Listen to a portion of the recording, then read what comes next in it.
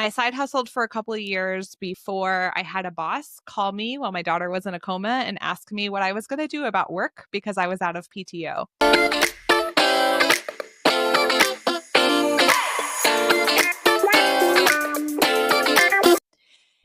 And that was the shove I needed to stop playing it safe and stop riding the fence and just decide that I was worth believing in. And so I ended up running that consulting firm for 4 years. It was successful by all societal definitions, except for it literally drove me into the ground. And I had a wake up call towards the end of last year of 2024 where my mental health got just a complete and total rock bottom. Yeah, I mean, listen, at the end of the day, the destination's already decided for all of us. You're going to have a date put on Yes. the end of that hyphen next to your name at Mm-hmm. some point in your lifetime. We don't get to control when that is, but when you really take a step back and think about it, the destination is decided for all of us. So, like, you're missing the whole point if you don't enjoy the middle. The hyphen is where the fun is. And so it's like, get in there and enjoy that and make that some fun stories.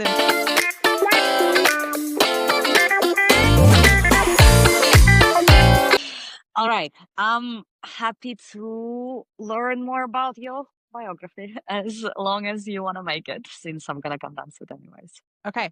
Yeah. So I'm Gabs, and I am an entrepreneurial mom of three, and I am married to my favorite human being in the entire world. But I have a background in project management and then software and product development. And so I got my start as an entrepreneur and actually just starting a consulting firm. So I was working as a full time tech consultant. I started picking up projects on the side. And I side hustled for a couple of years before I had a boss call me while my daughter was in a coma and ask me what I was going to do about work because I was out of PTO. And that was the shove I needed to stop playing it safe and stop riding the fence and just decide that I was worth believing in. And so I ended up running that consulting firm for 4 years. It was successful by all societal definitions, except for it literally drove me into the ground. And I had a wake up call towards the end of last year of 2024 where my mental health got just a complete and total rock bottom. I was having suicidal ideations very regularly. And then I had an episode that happened in front of my kids. And that was a massive wake up call that the only reason I'm doing this is to build a better version of me and a better life for them. And I was letting it control me and letting it control my life. And so I've just been on this journey for about the last 7 years of doing just self awareness, self reflection, figuring out who I am and who I really want to be without other people's perceptions and requirements placed on me. And 2025 has been the year that I've decided I'm here. I'm leaning in. One of my girlfriends recently said to me, and it was probably one of the most positive comments I've ever gotten from someone, and she probably didn't realize it. She was just saying it in passing, and that I've reached this level of freedom that other people are chasing. And it's not money freedom, it's not time freedom, it's not these freedoms that people actually talk about to promote their services or promote their It's business. here. It's mental freedom. I am no longer chasing what could have been. I'm no longer chasing what can be, but I'm choosing to live presently, right where my feet are at the moment. And sometimes that doesn't mean I have all of the money that I would like to have. And sometimes that doesn't mean I have all of the clients I would like to have. But I just told my husband this last night. I literally wake up every day here and I live a very simple life. I bike my kids to school. I have a 5-year-old who's home with me all day. I support clients that I love. And then I go back into mom mode. But my very simple life, every single day, I find myself saying, I'm just so happy here. I just love it. I'm just joyful. And I lived a lot of my life never being joyful, always being angsty, always being rushing to the next thing. And I would pay more than $5 million to have this level of peace and calm that I have inside of my soul now. Whoa. I feel like you just gave me a pep talk. No, seriously, first of all, thank you for sharing. And I think that's a very raw story that, well, ideally should be shared more often, right? Because I think there are so many people that go through tough, low moments like this, they just never really share them. And what I've seen from my experiences, and at least this is what people said to me, like in private, it's funny how some people would not comment on LinkedIn, but they would like send me a message in private to say, hey, this like, thank you for sharing. This really resonates. I'm like, comment for the I know. algorithm. LinkedIn is the land of lurkers. That's what I've just had to give myself that permission. Exactly. Second of all, I'm very happy that you got out of it in one piece. Even better, like you came out of it in a better piece. And thank you for being here today.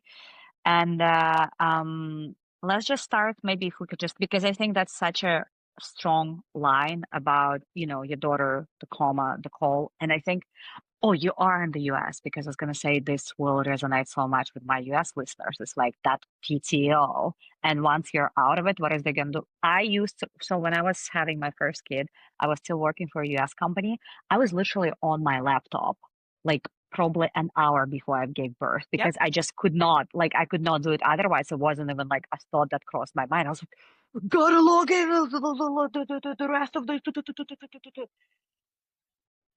what exactly, like, can you walk me through your thought process when you were like, okay, like this is crazy. Why, what? I shouldn't even be talking, thinking about the PTO. Like, it's my daughter's life. Like, walk me through the thought process because I think it will be super helpful for others, maybe for a wake up moment like this as well. Yeah, absolutely. So I'll give a little context here. 7 years ago, I also lost my son. So I've already lost a Oh, I'm child. sorry. And so, I will say that week that she was in ICU and she was in a coma, it was pure survival. There was no, you weren't making decisions almost. It was like you were just there and you were just going through the motions. And so when he called me, and I always like to give this caveat because I think people's initial reaction is like, "Oh, screw them." But that's not real, right? I mean, I'm a business owner Exactly, now exactly, and exactly. I can put myself in his shoes and it was a small company, so I can understand. He was paying me a really hefty salary. He had clients that needed to be served and I wasn't serving them. So, this is not to say screw him or screw working for other people. This is more to say it was the wake up moment I needed. I'd already lost a child. I'd already, walked through the unthinkable. And how many more times in my life was I going to keep walking through the unthinkable where I didn't have control over what was going to happen, right? At the end of the day, we don't have control over the outcomes of really anything that we do. We have intentionality. We can show up with purpose. We can show up for a reason, but I don't have much control over that.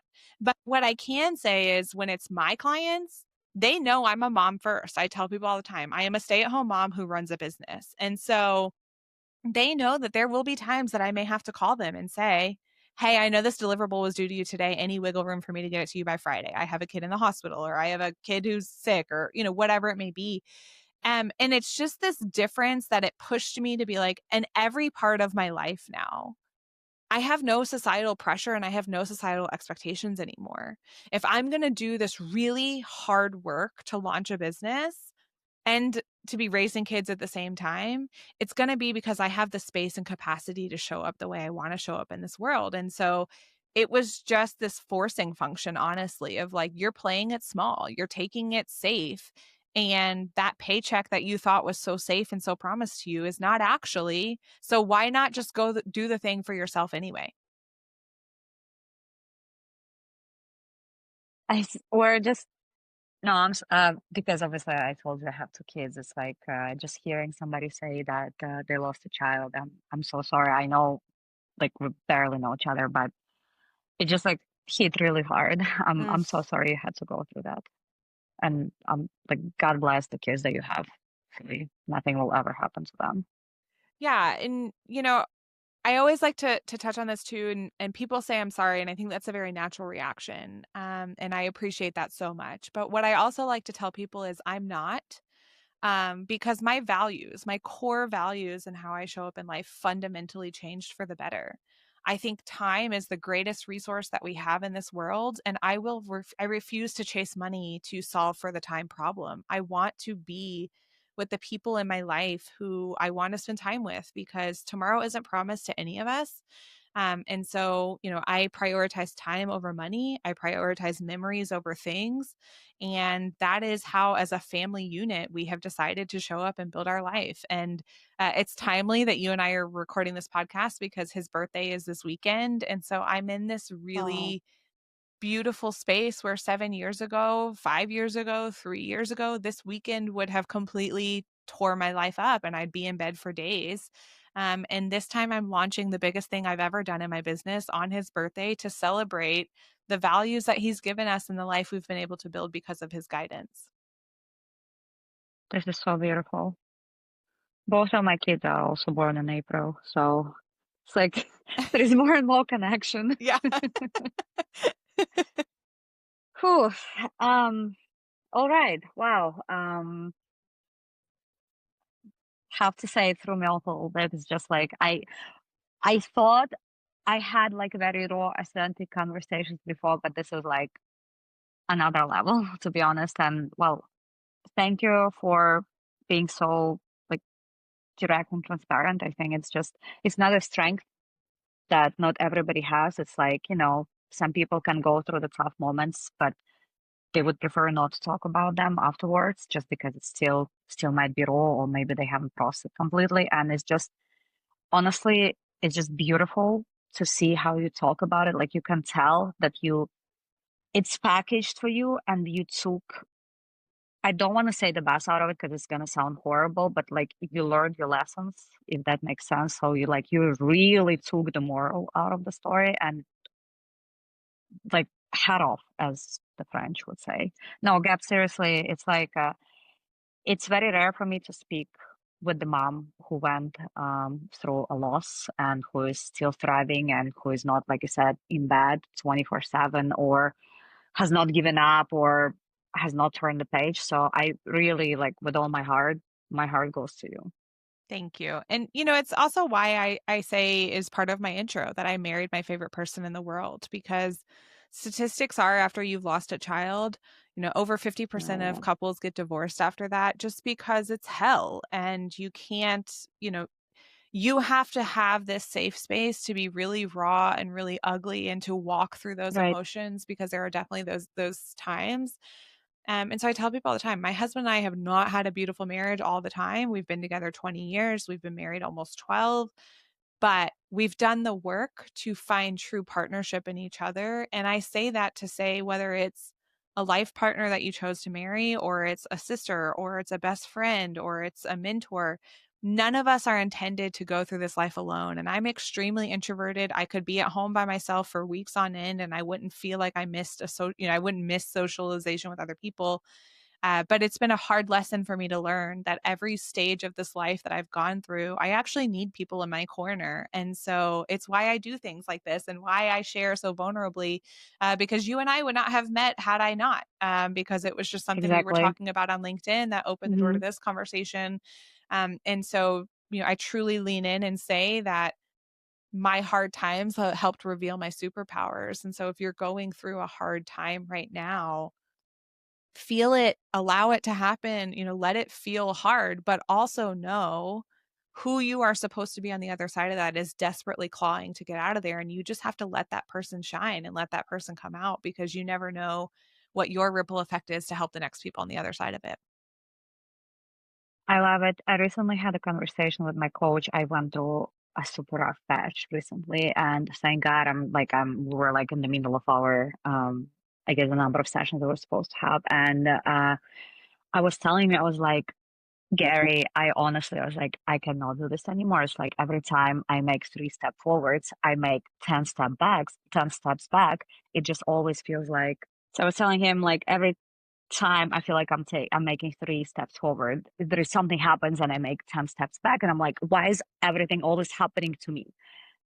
And he gave me just one phrase that changed it all for me. He was like, no, it's not happening to you. It's just happening, and Mm. you're the one who is choosing the perspective of being the victim of saying this is happening to you instead of actually using it as a learning opportunity. And I mean, I kind of like we were already working on this, but I didn't realize that this very teeny tiny nuance in how I even pronounce things and how I talk about them could be such a big shift for me. And I started looking at it this way. And there was one other thing that he said, and I think you already employ this, like being kind to yourself and being curious. So instead of saying something like, and this is how I used to talk to myself, oh my God, Olya, why can't you do more? Like, why can't you be more productive? Instead of saying that, he was like, I think it would be a lot more resourceful of you if you just said, let's see why am I doing this amount of stuff versus that amount of stuff? Like what's really happening? And he was like, kindness and curiosity can open a lot more doors than bashing yourself. And through the way that you're talking, it feels like you're already deploying a very similar approach. Yeah, and I was not always like that. I was very type A, I was very OCD. I chased the corporate ladder like the best of them. And I would morph myself into whatever room or person I had to be to get in the rooms I wanted to be Mm-hmm. in. And that's I look back with so much fondness. It's a very beautiful part of my journey because I could play the game, but I also learned who I didn't want to be on the other side of playing those games. Right. But yeah, no one's going to be kinder to you than you are to yourself. And it starts with us. Kindness is something I think no matter where you are in this world, we're missing it. All of us, we're missing this kindness to one another. And it starts with giving it to yourself because that's that small ripple effect. When you feel grounded, when you feel calm, when you feel peaceful, you can act that same way when someone cuts you off or takes your grocery card or, whatever it may be, right? Like you don't realize the power of starting with you and what that ripple effect creates on the other side of it because you just show up a little bit differently with every person and every situation that you interact with. That's like I could not agree more with that. It's like I can see how even some small interactions that I would have during the day where actually intentionally was kind or nice to a person would like come back to me. And it's just like it even like shifts the way that you think. So to anybody listening, please like do an act of kindness once a day, just randomly, without any like I guess expectation of getting it back. You will get it back, but when you do it without the expectation, it unlocks something. Yeah, one of my favorite ways to do that too is I'll just like, especially now, like send later on iPhone is like the greatest invention I've ever had in my life. Because I'm a late night worker. And so that's when I get my groove and get my stuff done. But like once a week or every other week, I'll just scroll through my phone and be like, who have I not talked to since Christmas? Who have I not talked to since the summer of last year? And just send them a text like, hey, you popped in my mind. I've been Mm, thinking about you. How are you? And you think you're doing that for the other person, and you are, it makes their absolute day to see that. But honestly, what it does for you to be like, I'm the connector, I'm the person who's checking in on others. I'm the person being who sometimes I needed at my lowest moments was someone to randomly just be like, right. hey, I'm thinking of you. And so actually my day that I did that was just yesterday. And so all day long yesterday, I had people replying at random times. And it was just this entire day full of smiles because it was just reconnecting with people and checking in on them. And like you said, giving that little bit of dash of kindness. And it doesn't take a lot to do that. We just get it all worked up in our head of Very like, true. oh, I have to do this thing or it's another thing on the to-do list. And it's like, no, it doesn't have to be this big, massive like showing of kindness. It's just little bitty things here and there. Exactly. I think it's one of those like gurus. I think it was probably Tony Robbins who said something like that he starts his day. There are like multiple things that he does, obviously all in the like, but one of the things that really caught my attention was that he said he does this like a compliment a day. And he was like, can I start with it? Like I randomly choose a person in my, I guess in my contact list, and I would send them a very small compliment, something maybe that I thought about recently, etc. He was like, it doesn't have to be like a paragraph of text, but it's something like, hey, I just saw, I don't know, say your post on LinkedIn. I thought it was really great. Like just as simple as that. And he was like, and I do it every single day. There was this whole, explanation about when you start your day with gratitude, it just like evolves in a completely different way versus when you start your day with stress, social media, Yeah. thinking about all the things that could go wrong. I wanted to go back to to a phrase that you said probably at the very beginning. You said, I'm a stay-at-home mom who's running a business, so who's an entrepreneur. I love the way you phrased it, that you put the mom first, who's running a business. Was that so? Obviously, it's intentional, and this also shows your priorities. How did you? What was there one moment when you came to that besides the big moment that we discussed? Basically, how did you form that identity? Was Mm. that a big process, a short process? Just walk me through that. Yeah, definitely a big process. So when I was still working in corporate, I actually did do a stint of like proper stay-at-home mom. It lasted about 6 months. I hated every minute of it and went right back to a job. And so I say it's a big process because my oldest is about to be 14. And so I've been navigating what is my identity as a mother for a very long time. And it's one of the reasons that I run a community for parents who are also entrepreneurs is because I never had a good relationship with my identity as a mom. I grew Yeah, up with a mom who loved motherhood. That is her identity, and she's very proud of that. And I never once felt that way. I've always grappled with I have things I want to be doing. I want to be my own person. I don't want to just be someone's mom. And there's nothing wrong with that if that is what you want. I just never had that contentment and that excitement in my soul to be that. And so I beat myself up for years thinking, oh, well, you had these kids now, but you don't actually know if you want them. Like, what are you going to do about that? But when I decided to really take a step back in my business and I was no longer going to just build a business based on consulting because I could, but I was going to build a business based on helping the people I actually wanted to help, where I actually felt like I was making a difference in this world. Um, part of it was my husband decided to go back to work. And so I became the primary parent again. And it was one of those things where, again, in kind of this like meditation journal session with myself, was you get to decide what your days look like. You get to decide what your rules are. And if you are not going to be associated to money expectations, societal expectations, why are you sitting down at your computer Monday through Friday, 8 to 5, then being mom, then going back to the computer from 10 to midnight and doing that over and over and over?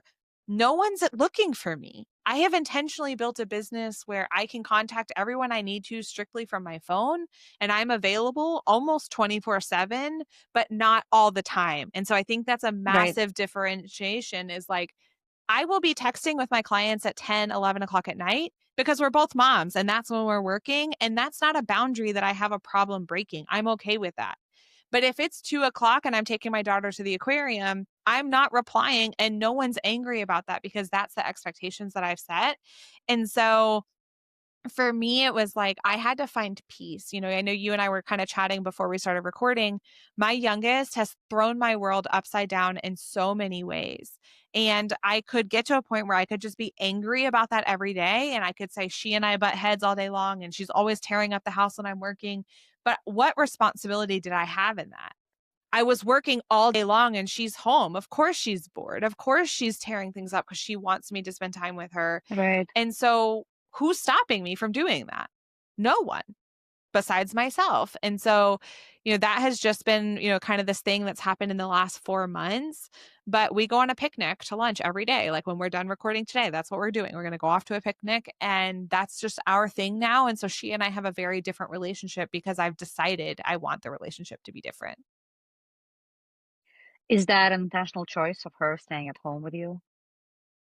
Yeah, I mean, part of it was she'll go to kindergarten next year, so she'll be in full-time school next year, but again, when I took a step back in my business, you have to look at what expenses can we cut, what things can we Mm, minimize, okay, and daycare in the US is freaking expensive. And so, that was a I can very only imagine. yeah, like that was a very tangible cost that we could make an immediate choice to change. Because again, I don't have to be available all day long, Monday through Friday. So why do I need her not here? And even if she comes in while I'm recording, I'm a mom. I'm not hiding that. So like it Right, is what right. it is. Um, can you take us back to the moment that when you decided that, okay, I'm successful by societal norms, but I'm not feeling great? You did realize what you were working or walking away from, right? You did realize what was online, a successful business, etc. How did you? What was the thought process? Like, what was the struggle inside of you, and how did you? How did you? I guess battle with yourself in that moment. Yeah, so I definitely held on for about a year longer than I should have. So when I look back in a reflective state, honestly, I wish I would have made the decision sooner. Um, Okay. but so that would be my one piece of advice here is like if you're feeling that pull, spend some time with it and figure out why. So I knew for about a year that I was doing work that paid great money, but I didn't feel like I was making a difference. And I will clarify here that most of the people I interacted with have told me different. They are like, you did make a difference for us. But in the grand scheme of the work I was doing, I was still doing tech startup consulting. And yeah, there's only certain cultures that you can actually move. There's only certain cultures that you can actually make a difference in. Yeah. And, so I was still going on team meetings every day. I was still an integral part of teams. And I was trying to build these products and as a byproduct helping the teams, but that was not my, direct role.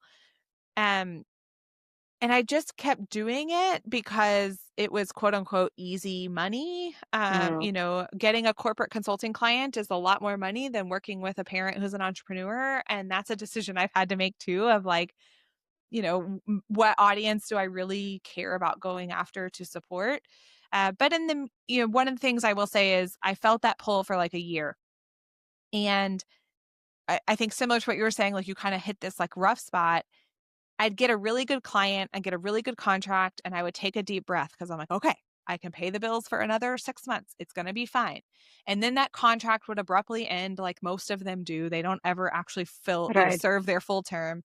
And then I would be like, all right, this is it. This is the push I needed to switch. And then the money didn't come in right away. So what would I do? I'd go get another corporate consulting client Right. and I would do that. And so that dance happened, like I said, for about a year. Until I just literally couldn't. I sent my newsletter and email early part of December 2025, and I just straight up said, the reality of being a mom and running a business and supporting other clients has just run me into the ground. I cannot keep showing up. I said, I'll be back when I can. I don't know when that will be, but I have me and I have to take care of me. And, my husband is a very blunt person and I love him for that. And he looked at me and he said, you are literally suicidal over money. And if you die, guess what still doesn't come?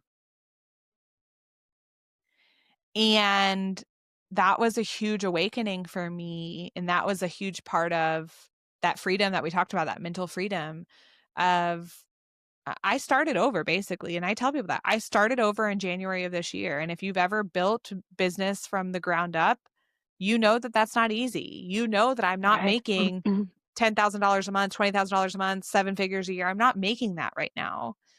But do I trust that it will come because I'm doing the work that I was put on this earth to do? Absolutely. And no one can take that away from me because I know without a shadow of a doubt, I'm supporting the people who need me the most. So I'm hearing loud and clear two things. A, you clearly did a lot of work on your values, and that's how you came out with all of these new understandings. And B, you're literally approaching everything from abundance attitude. So, like you said, if I don't have the money today, it's totally fine. I know it will come. How did you make that shift? Because I think that's one of the hardest things to do, to go from scarcity to abundance and actually believe it. Because I've heard a lot of people talk it, but you can tell they're just repeating all those like, vibey phrases, but they don't. I'm like, dude, you don't believe what you're saying. Like, why are you preaching that? Yeah. Listen, I will be the first person to tell you, do you curse on here, Olya? Yeah. Okay. I was like, let me just make sure. So I will be the first person to tell you, I used to think like manifestation and being woo woo was a bunch of bullshit. I mean, I just thought you guys are ridiculous. And part of it is someone in my life who believes in praying and not doing. And I'm like, well, you can pray all you want, but you got to take some action and nothing's going to happen without action. And so, I worked with a manifestation coach and even through that, and she was very scientifically based. So like, that's one of the reasons I loved her for that. It took me continuing to be curious. So I would try different things. I would learn from different people. I would attend different networking groups with people who thought differently than me. And I think that the clearest switch was realizing every step of my life where I tried to control the outcome I literally had no control over it at the end of the day, Right. right? If you're going to get laid off, you have no control over the outcome. If you're going to get in a car accident, you have no control over the outcome. If your child's going to pass away, you have no control over the outcome, right? Like it just, there was nothing in life that I literally actually had control over. And so that was the point where I started to say, okay, maybe there is something to this of like, Right. I am so clear on my values and I'm so clear on who I am and I'm so clear on what I want my life to look like. As long as I'm taking intentional steps to getting there, I can't control when it happens or how. And so I'm a big believer now. Every time I see an angel number, I just say, thank you for the reminder to surrender and trust my intuition and keep it moving. And it's just that checkpoint with myself that I can trust what's about to happen. I can be intentional with where I'm spending my energy and my time. But what will happen on the other side of it is what will happen. And maybe it's something better, maybe it's something worse, but that's not on me to own. And that's a stress that I don't need to be carrying around in my life. I love that. I've been recently going through the same transformation in my own mind because I'm a control freak. Like literally, I would want to control every single little piece. And same thing, like whenever I try to do it, it would like backfire, would be like completely out of control. So now I'm like, you know what? This one startup that is talking to me that really wants my consulting help. Whatever, if it closes, that means I'm supposed to have it to continue working on my product. And if it doesn't, that's that means that this is what's supposed to happen. I'll have more time to work on my product. Yeah, I'll have less money because now I'm on my, little personal runway. But oh well. I'm basically saying, you know what? I trust the universe. I literally walked out on my person and I was like, trust the two of you. I was like, the God, the universe, whoever's out there, like, I trust you. Just take me there. Yeah, And there's I a used to be the freedom in same way. that. I'll be like, what the, whoa, no, this is like too voodoo, vibey, blah, blah, blah. But then when I look back on my life, I literally realized I've manifested things without even realizing that I was doing it at a time. Like I grew up in Russia in a family that was like on minimum wage, minimum wage. I don't even know how they were, making by at certain moments. And then I won a green card and basically my biggest dream of going to the US came true, which is like, like for some people it's like unbelievable. And then I did this. It's like God, there are so many similarities in our journeys. I'm also like I've basically metamorphosed myself into all the rooms where I was not supposed to be. Like everybody was like, "What is she doing here?" Like an immigrant, or Eastern European blonde immigrant. Obviously, I only got that job because I did something with the boss. Like a number of times, people either said it behind my back or even almost into my face. I was like, "You but yeah, basically, my entire life I've been manifesting it without even realizing it. And now that I actually believe it, it's coming even easier to me. I'm like, holy shit, it's like magic. Yeah. I have a sign on my desk that says, I'm open to be surprised and delighted by magic, miracles, and abundance. And it's on my Oh. keyboard. So I see it and I read it every day. And listen, it can't be better than the alternative of me controlling it and still struggling. So screw it. You might as well trust something bigger than you. So, do you know anything about human design? Like, do you know your type? Oh, yes. Human design is my thing. That has been one of my greatest tools. And I am the rarest form. So I am a 4-6 reflector. So I am 1% Oh, of the population. wow. Okay. And that has, leaning into my human design. And now I'm even tapping into gene keys right now also. And that has been one of the greatest tools that I have put in my toolkit to help make some of this transformation happen is because realizing it's how I was actually wired and designed. So you mentioned in the prep questions that one of the things that help you the most, but you don't like you rarely get asked about it is oh yeah, let's call it productivity hack, right? Because I think people like that phrase. So you instead of working against due dates, you go against priorities. Like, is that something that you discovered for yourself through basically understanding yourself better, or is it more like just a hack that you picked up along the way? I think it's actually a little bit of both. So when I was in software and product development, that's very normal. That's how we build products is If you're bringing a new app to the market, you want 950 things in it, but you have a set amount of time to deliver it. And so you have to decide what's going to move the needle the most, what's going to make our customers the happiest, what's going to bring the most revenue in, whatever your goal is at the time. And you strictly work on things that only support that. And so, listen, my to-do list is 950 things long, and it will be probably until my kids leave the house and me even beyond that.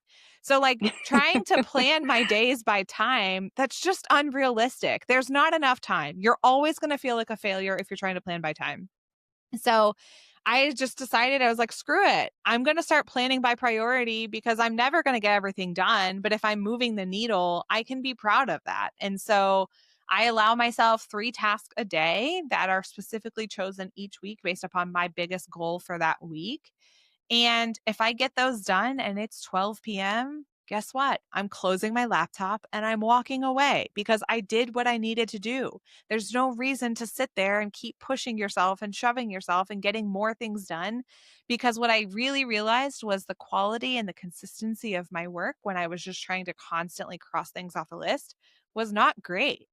But my quality and consistency, when I just give myself permission of this is my priority and this is what I'm working towards, it's beautiful. It's wonderful. And people see that. People hear, people will comment on it. Like you're saying, you'll get those messages in quiet.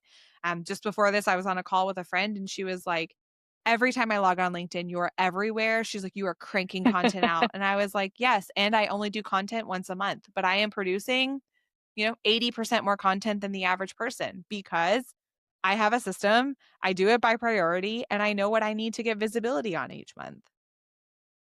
So basically, you get done more by doing less. Oh, yeah.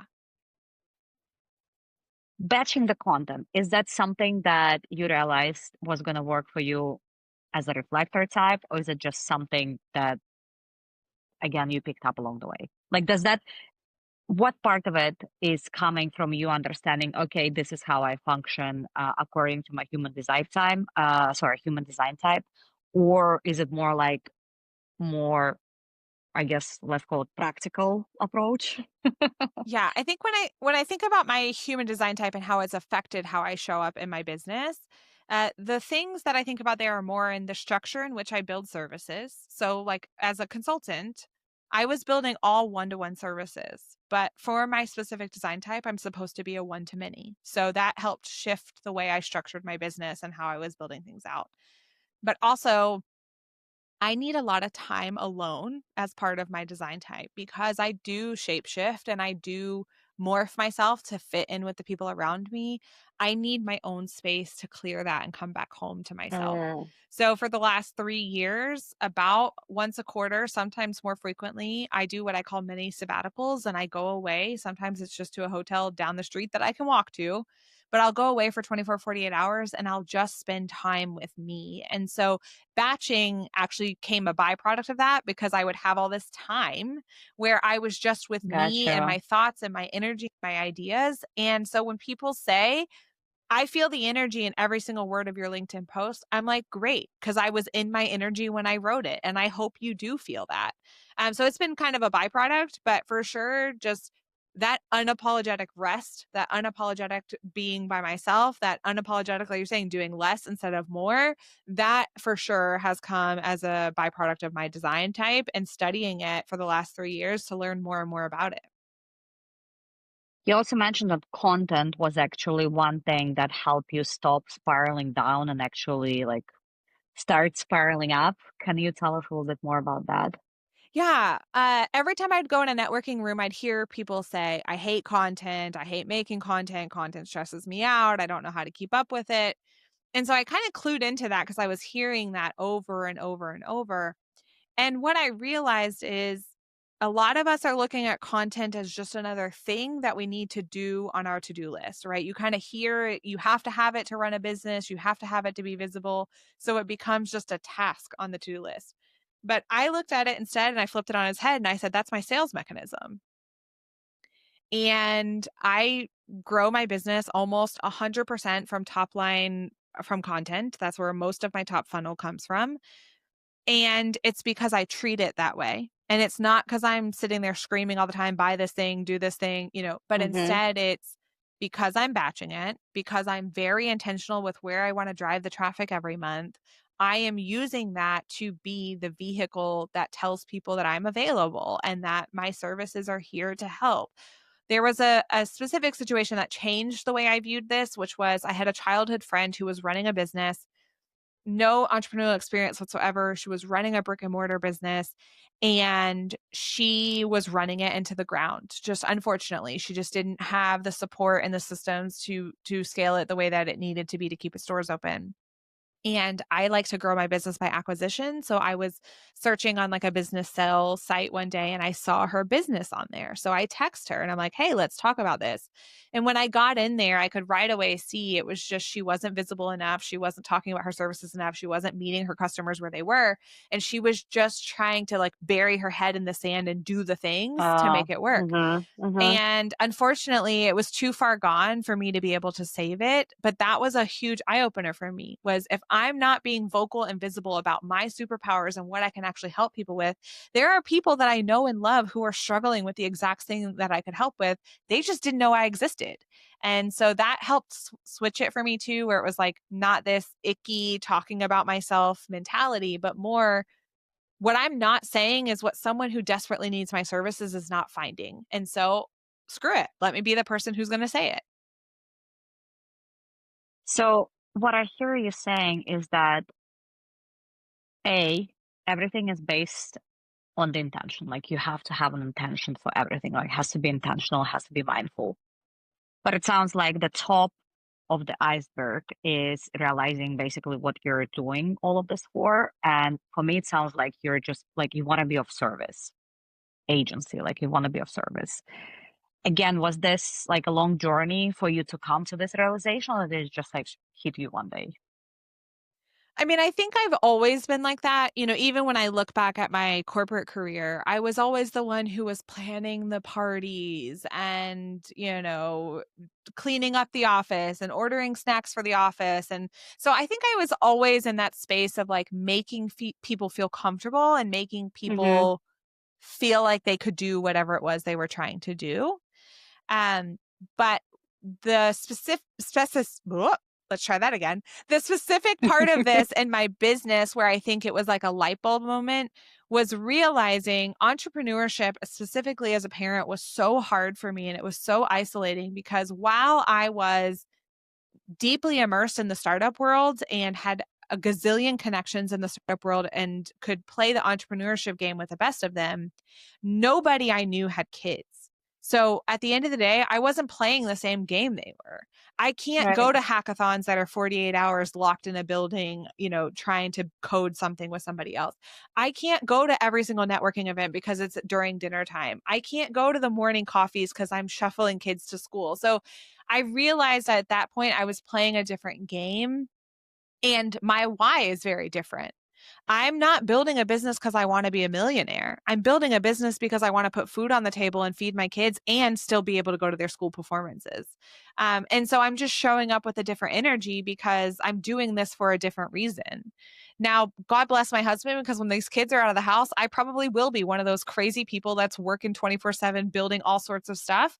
But right now, that's not my reality as much as I may have wanted it to be. And so it's just recentering and reshifting. Why am I doing this and who am I doing it for? And I think being truthful with yourself. That sounds like the foundation of it. Because I mean, again, like you're probably gonna think, "Oh, she probably says it on every episode." No, actually, like there are so many things that you're saying that are resonating so much with me because I'm also like this is going back to one of your earlier points.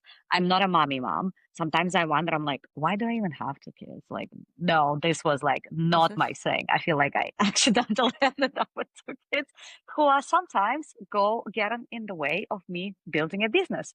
But like, I think when you're truthful with yourself and you say, okay, I love my kids. I also like maybe would hate spending like more than 2 days in a row with them.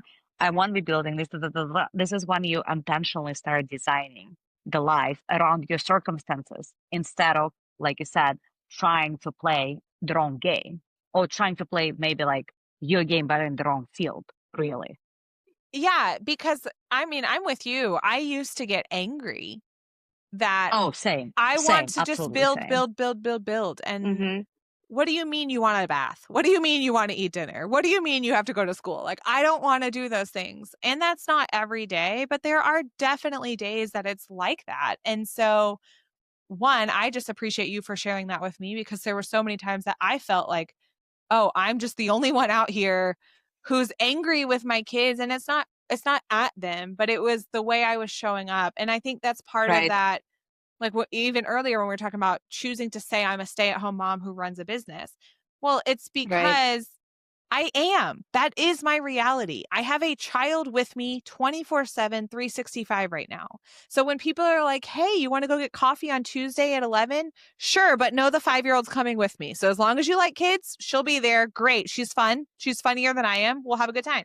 But also, like, I can't just schlep it around town and act like I don't have children who need me. And Right. so a lot of that anger was my own expectations of what I should be doing to launch a business. But the reality, not acknowledging the reality of what was right in front of me, which is I brought these kids here on this earth, whether it was an intentional choice or not, whether I'm questioning it or not, they are here and they love me unconditionally and they are proud of everything I'm doing. But I got to give that back to them too. And this is not a one sided relationship. I think it was in today's post about the magnetic blocks that you said that you basically everybody was in for you. How did it? Tell me a little bit more about that moment. Like, was that a big conversation that you all had as a family, or was it more like, a little bit here, a little bit there, and then just all came together? No, it was a big conversation. So we were living in Georgia at the time, and I'm in the States. So we were living in Georgia at the time.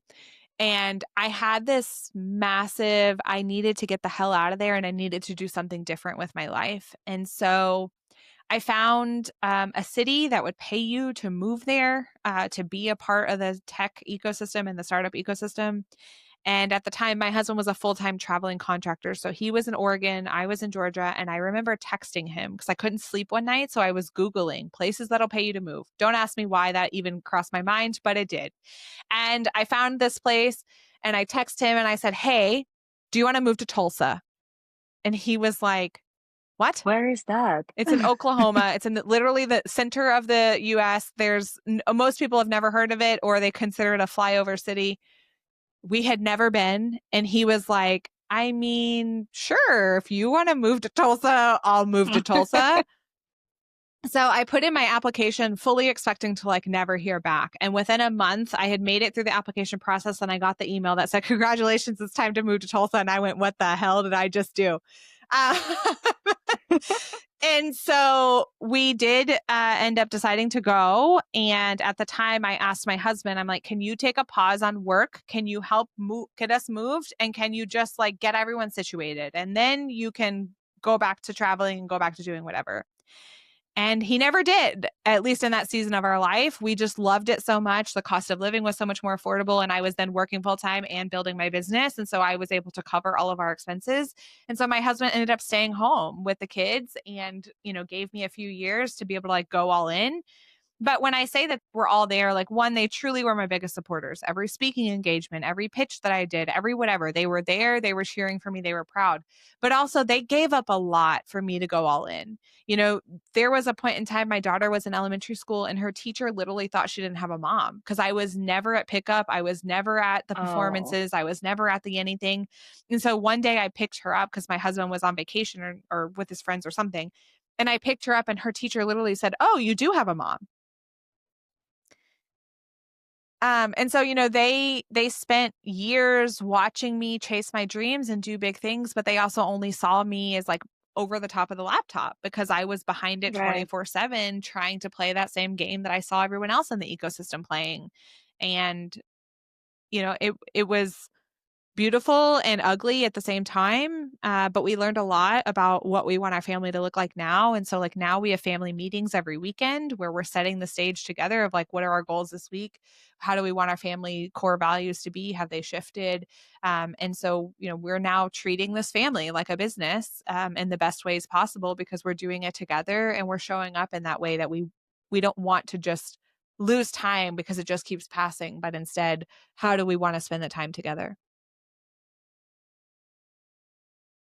Another beautiful TED talk. Now, honestly, I'm listening. It's like trying to take it all in. But I think the question that has been brewing up in my head, because obviously now you're, without exaggeration, you're clearly speaking from a place of wisdom, from a lot of lessons that you've taken from this life. Now, looking back in hindsight, is there one thing or maybe a couple of things that we wish you could have changed, or would you leave it as is?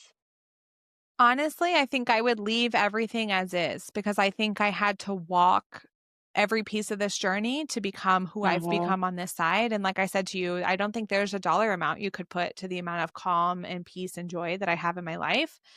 Um, would I do things differently? Do I wish that I didn't have to learn some of the lessons the hard way? Of course. But do I think I would have learned them the easy way? Hell no. So, like, that was the price I had to pay for those lessons, and they were well worth it. Imagine tomorrow your kids don't have access to you anymore. We're not going to put a label on it, but let's just say from tomorrow on, they cannot access your wisdom or anything. If there is one thing you can leave for them, one piece of advice, one truth, let's call it one truth. What would that truth be as of today? Life is chaotically beautiful, but it's worth fucking loving. Oh, okay. Okay. I like that. And my kids know, we have this conversation with them, especially when my mental health hit to a point where I couldn't hide it from them anymore. We do have these conversations. Um, and they know that, like, dad and I are here and we're going to do everything we can to prepare you to have a much greater launch into life than we had and have some more preparedness until your launch in life. But it's your life. You get to decide what makes you happy. And if that's living in a van by the river, selling your art, and you only need 20 grand a year to do that, do it. No one else gets to tell you that that's not right. I have one daughter who says she's going to be a fashion designer living in New York City. Great, baby girl. You're going to have to make a lot of money to have a good life there. But as long as you want to do that, go for it. And Sure. so, I think that's my one thing too, is I just hope they never walk around having to learn the lessons I did the hard way, but also that they have this freedom of knowing they are the only people who get to decide their life is successful and that their life is joyful. And whatever that is for them, I hope they know that they're supported in doing it. Yeah. I think like the one of the main lessons here that it's okay to try and it's okay to fail. And like as long as you're enjoying the journey, no matter how bumpy it could be, like that's all worth it in the end. Yeah, the journey's the favorite part. It's the best part of all of this. Exactly. Yeah, this is another good reframing of this. It's like it's not the destination, it's the journey. Like just Yep. enjoy the fucking ride, even if it's a wild one. Yeah. I mean, listen, at the end of the day, the destination's already decided for all of us. You're going to have a date put on Yes. the end of that hyphen next to your name at Hmm. some point in your lifetime. We don't get to control when that is, but when you really take a step back and think about it, the destination is decided for all of us. So, like, you're missing the whole point if you don't enjoy the middle. The hyphen is where the fun is. And so it's like, get in there and enjoy that and make that some fun stories. And it's like my husband always says, he's like, when I die, do not have a funeral. He's like, y'all better have the best, most epic party. He's like, because I fucking loved my life. I loved every day of it. And I want y'all to celebrate that. Don't be sad. Honestly, like I said, that just signals that he's spending his life in a way that like makes it all worth it. Yeah. But the hyphen I think is funny because it makes me think of the ChatGPT hyphen. Oh, I yeah. don't know why, but it's like it's everybody's talking about it. And I'm like, seriously, can we get over it? Right. Something else. Like, yes, we're all using AI. Exactly. Okay. Great. You pointed it out, but we all Obviously. are. But if we're good at using it, move the hell on and go find something else to do with your life. Exactly. All right. We're moving on into the final part, which I call homework. So it's one practical task that you can give to the listeners that they should be able to execute on like fairly quickly. Not like go and write your 10-year plan, but something like very, very easy for them to do. It could be something that we have discussed during the episode, could be completely unrelated. So, Gabs, what would be a piece of the homework that you would like to give to the listeners? Break up with your to-do list and instead plan by priority. If you need help, I have built a GPT. So those of you who are using AI, I built one for you that you can use it. But seriously, start with a brain dump. Like, get rid of the to-do list, get out a blank piece of paper or a blank note on your computer and just dump everything that's taking up space in your brain that either needs to be done, you're thinking about doing, you wish you could do, whether it's personal, professional, and anything in between. Just get it out of your mind because it's taking up so much space and your ability to enjoy that hyphen and that ride that we're talking about. And then be real with yourself. What is your goal this week? Is it to bring in another sale? Is it to spend more time with your kids? Is it to redo your brand? Is it to make 10 new connections? Whatever that is, then you need to pick the things on the list that actually support that, because that's how you start feeling proud of your life instead of always wondering what you should be doing instead. Serendipity or what? That's literally what I've adopted recently because I used to like, I'm the over plan. I'm like, oh, let me plan 7 things today. I'm definitely going to get to all of them. Boom. Yeah, well, half of them probably. But I would do it again and again, again and again, and I'll guilt trip myself Yep. over it like 1,000 times. So now I just have a very long backlog, and every day I just drag out two, maximum 3 things that I actually know realistically I can get to. The rest is in the backlog. And like I said, getting it out of my head, so the mental capacity, freeing all those browsers in my head just helps immensely because it's like I don't have to like constantly be thinking about this one thing. I'm like, it's in the backlog. It's fine. I'm not gonna forget it, but I don't know when I'm gonna get to it. And this is fine. Yeah, my therapist taught me the power of brain dumping years ago. And listen, it's not just us telling you this because we're living it, but there's scientific proof that even if you think you aren't thinking about something that's in your head, your brain is always running through this list. Did I do it? Did I do it? Is it done? Is it done? And so it's like, just solve that problem. Let it stop spiraling and give yourself some space to go do something else with your life. Exactly. Final question. What's the best way for people to get in touch with you? Yeah, so I am on LinkedIn all the time. So if you're on socials, LinkedIn's the place to connect with me. But I also have a podcast called Overwhelmed and Over It, and so I hang out there a couple times a week as well. And would just love to connect with anyone who wants support or just wants to say, "Hey, I'm in the same boat with you." Love it. Gabs, thank you so much for all of your vulnerability today, for all the lessons that you have shared with us, and for all the positivity. Because honestly, you gave me a little bit of sunshine while it's actually really dark outside. Yay! Thank you so much, Olya. I'm glad we got to do this. Same here.